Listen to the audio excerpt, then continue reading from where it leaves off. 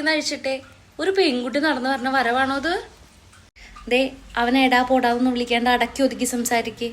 ചേട്ടനെ ചേട്ടാന്ന് ബഹുമാനത്തോടെ വിളിക്ക്. ഒതുങ്ങി സംസാരിക്ക്. പെൺകുട്ടിയല്ലേ, ഇങ്ങനെ ഒച്ചെടുത്താ സംസാരിക്കുക. അപ്പുറത്തെ വീട്ടിലെ ആൾക്കാർ കേൾക്കില്ലേ നിന്റെ ഒച്ച?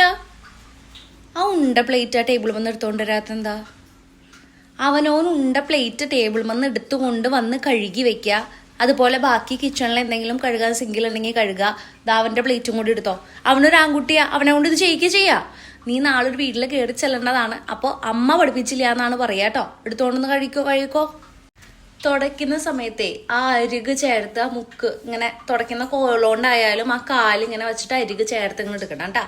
നാളെ ഒരു വീട്ടിൽ ചെല്ലുമ്പോൾ ഈ പണി ചെയ്യുമ്പോൾ കുടുംബത്തൊന്നും പഠിപ്പിച്ചു വിട്ടില്ല എന്നാ പറയുക. ഇനിയിപ്പോൾ അതും ഞാൻ കേൾക്കണം. എന്താ കാണിച്ചിരിക്കണേ അമ്മൂ? ആ കാലൊക്കെ ഒന്ന് കൂട്ടി വെച്ചിരുന്നേ.